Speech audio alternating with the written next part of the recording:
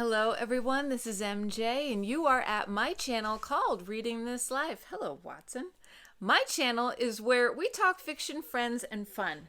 Watson is licking my vintage books. I am here to share what I got at the library sale. Stay tuned.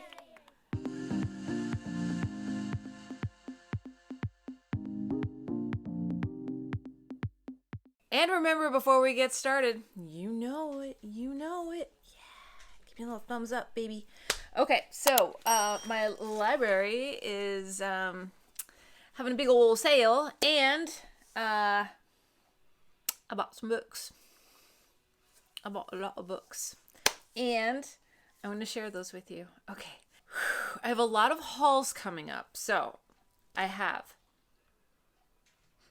library sale. I have books received in the mail. I have paperbacks from hell.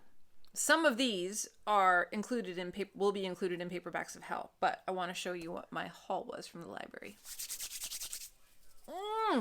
Okay, ready? Okay, let's go. All right. It's a big bag of books. I don't know if you can see it, but it's okay. So when I was doing my shopping, they have things sectioned. I have like Johnny Depp hair going on today. What is this, like crybaby hair? I think so. So they have different areas for different authors, different things. So I went to the Westerns. I went to the trades. I went to the classics. I went to the vintage. Where else? I went to the autographed. Let's check out what I got. All right, you ready to get booky with me? Yeah. Okay. So, I am proud to say that I got lots of things for Garb August this time. I had all these events in mind. So, let's go with June on the Range is going on right now. So, I saw this in the Western section and I just had to get it. This is from 1962, and it's the Oxbow Incident. I heard about this from June on the Range last year. So one of my friends read it, and I was like, oh, I know this title, taking it. And this is, look, it looks like a tree bark, I guess. But this is from 1962, and this is the Oxbow Incident. Don't think I'm reading it this year. Probably for next year's June on the Range. I'm already planning ahead. Okay. When I tell you that I'm becoming claustrophobic from books, we need to get emergency services in here. Stat. Okay. So I'm just going to put this on the floor. All right. So that was that. Now let's get into, this was a good find. I think this was almost the find of the day. I did a video for Earth Day. I talked about John Henley. I talked about his concert to benefit Walden Woods. I talked about how that was like a big vibe back then, being very ecological, being very green, being mindful of recycling and starting to get into the recycling mode and all that. And in that video, I listed a book that was published. And in that video, I said, I need to get that book. Guess what appeared? That book. Got it. Scored it. It is a book for Walden Woods. This was a benefit for Walden Woods, and it's filled with short stories. And we have, let's see. Ooh, there's a bookmark. Aww. It says birthday card. And it was right here with a picture of a very young Don Henley. Very eco-minded Don Henley. So I don't know if they got past the foreword, but whatever. Yeah, they all have these little tributes in here for Walden Woods. So it'll be fun. It'll be interesting to page through. Just a good keepsake to have. And it's just fascinating that I brought it up in that video. And I will link that video down below if you want to check that out. One of my lowest watched videos. Nobody cares about the environment. All right. Where should we go next? Let's go to old books. I should do another Western. I found a gunsmith book. So this is a gunsmith book. There's not a lot of nudity, but there's some stuff going on in the front. I'll go like that. So this is cowboy trash. Let's read the back. The Gunsmith. The lovely Deidre Crawford is a woman of experience. And to Clint Adams, that makes her a fine choice for showing him all the pleasures Seattle has to offer. But for some, the city offers only death. A few days later, another woman is found. And this time, it's one of Deidre's friends. Clint has been warned to stay away from Deidre if he knows what's good for him. But if someone has a problem with Deidre, they got a problem with the gunsmith. And a problem like that will get a man killed. This is number 170 of the Gunsmith. So I'm going to put this over here with my June on the Range pile. Because you never know. You never know when you want to dip into it. All right. For Garb August. I'm not sure I understand. Well, neither do I. For Garb August, I saw this and I had to get it. Vintage trash extraordinaire. This is Lady Chatterley's Lover. This is by D.H. Lawrence, complete and unabridged. This and only this is the uncensored edition making today's headlines. This is the Grove Press edition, the only unexpurgated version ever published in America. And it's got blue edges, and I couldn't say no to it. People, all these books were $1. They were $1. This, I don't think it's been read. It's pretty awesome. This was sitting in somebody's bookshelf, hanging out, or laying in. The pages aren't even yellowed. Do you know what I mean? Like, this was stored. And this is from 1959. Wait, 1959? Yeah, I'm going to say 1959. Gorgeous, gorgeous, gorgeous, gorgeous book for $1. Garb August, baby. Okay. Then I saw this one. This is Robert A. Heinlein, Glory Road, a masterpiece of science fantasy.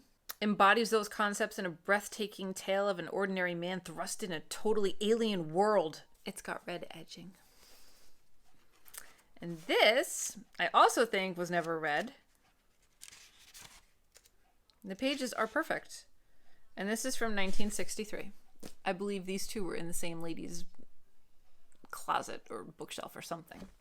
Then we've got something completely different. I believe this is novelization. On the Beach by Neil Shute.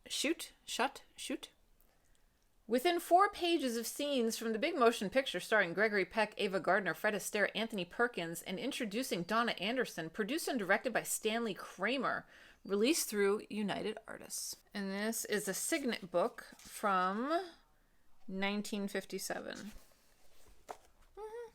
It looked interesting. Okay, then I picked up for Garb August. I've never read a men's adventure book, so why not? Mark Bolan, the Executioner. This is number 46, Bloodsport. Bolan infiltrates a German terrorist gang on the eve of its most savage plot, and somebody's getting their face smashed in right there. Bolan one-on-one. Mac was back in an undercover role, posing as a U.S. Army sergeant, selling guns to terrorists. Bolan struck deep into the rank of Europe's most brutal group of kidnappers. A team of world-class athletes had been taken hostage. The captors, the Zwilling Horde. The aim, pirating of a deadly chemical weapon. The answer, Mark Bolan. This sounds crazy. Number 46 in the Executioner series. Ooh, I couldn't say no to this. This technically would have been my first novelization. Dogs in the Neighborhood are going nuts. This is Tennessee Williams' Cat on a Hot Tin Roof. One of my favorite films.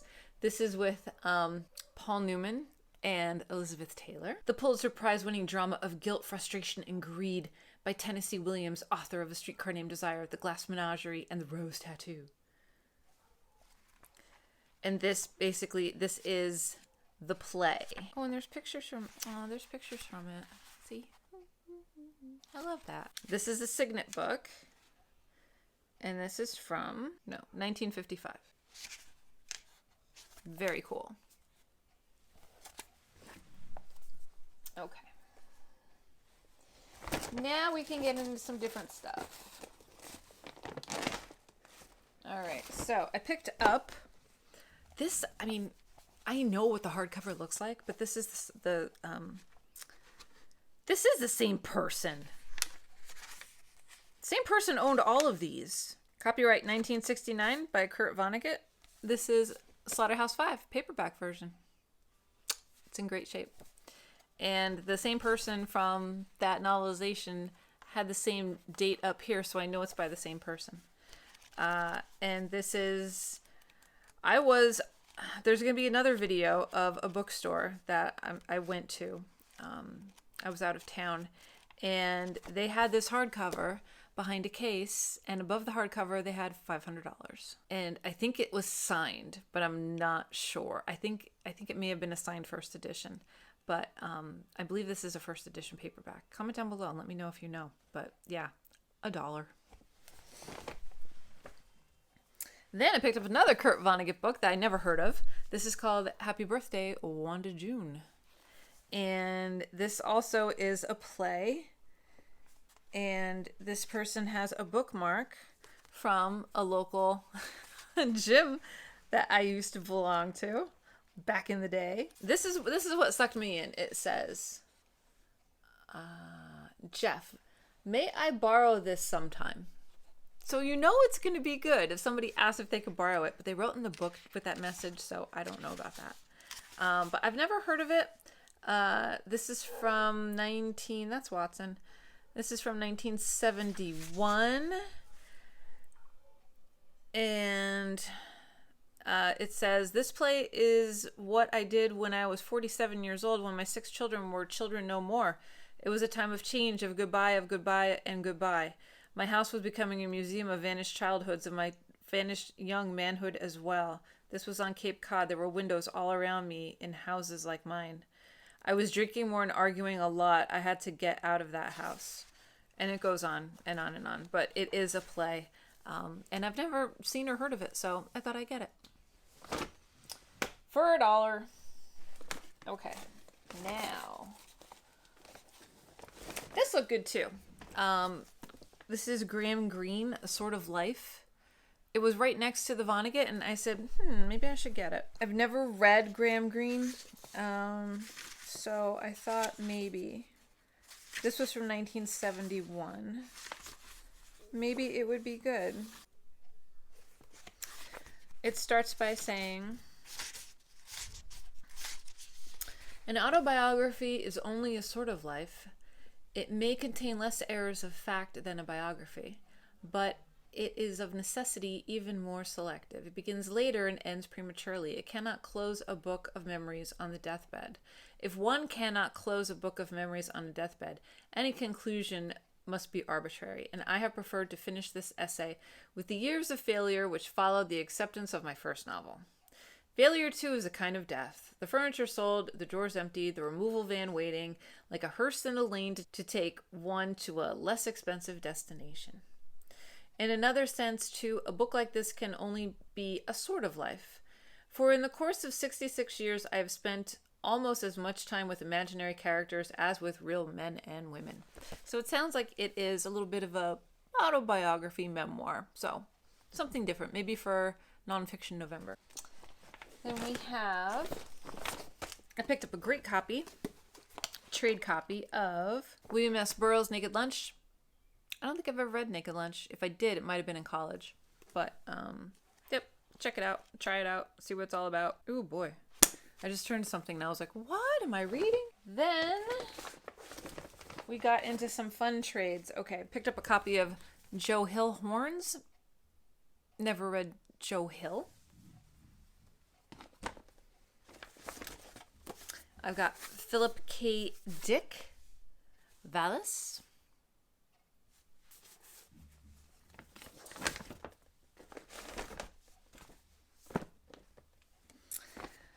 Got a nice copy. First Vintage Contemporaries Edition, June 2002.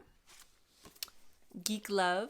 This is the cover I remember, and it has a National Book Award finalist over here. All right. Then these are in the youth section, and they were 50 cents a piece. I got Christopher Pike Chain Letter and Christopher Pike Witch. Some like 80s mass market horror, Sweet Valley Sweet Valley High vibes, but make it dark and disturbing a little. So we got those two. And then let's stick with horror. We got Michael Romke, I, Vampire. This is Confessions of a Vampire. This is a vampire talking about himself. Women are my weakness. Or to be more accurate, I should say they are my greatest weakness, for I have many: travel, books, classical music, art, excellent wine, and formerly cocaine. I admit these things without a sense of guilt. I am, as my friend from Vienna says, a man with a man's contradictions. I am neither good nor bad, neither angel nor devil. I am a man. I am a vampire. And that's I, Vampire. All right, let me go down here and get some more horror books. Then I found Stephen King's Cujo. This is a signet from 1981. He looks so cute. I also picked up Salem's Lot. And this one is 1975. And this is signet. Then, okay, so we got that, we got that, we got that, we got those. Picked up Charlie Huston. I have a bunch of his vampire detective stories, vampire zombie detective stories. This one looks a little different. I'm not sure exactly what it's about, but I saw his name and I said, hey, I know that author, so I'll pick it up.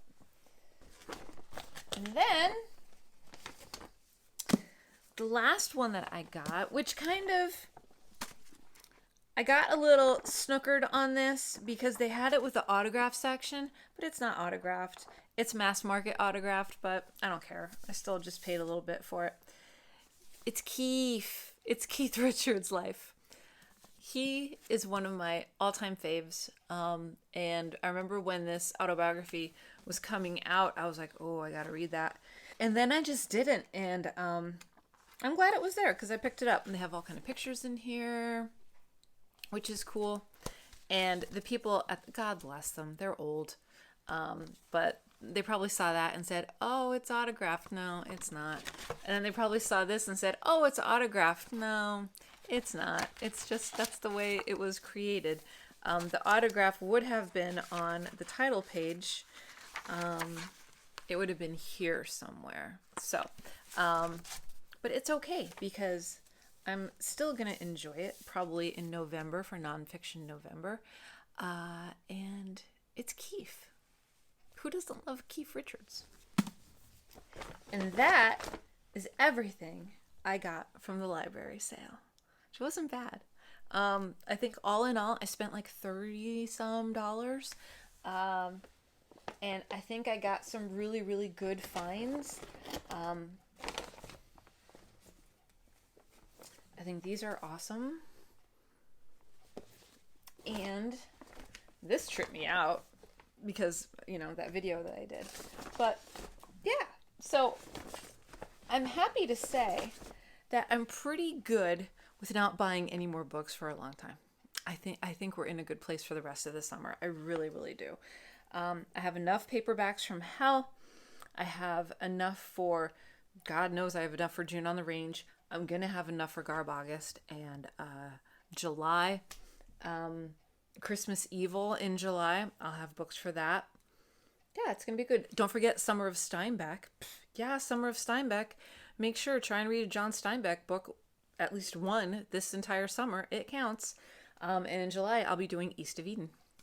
Okay, so that's it, everyone. I'm going to try, like, literally, I have no room on my bench left. Like, I'm sitting between books. Like, I can't even tell you. I wish I could show you, but I'm not going to lift the camera and show you. All right, everyone. Make sure that you are taking care of yourself so you can take care of others. And I will see you in my next video, whether that be sooner or later. So until next time, everyone, goodbye for now.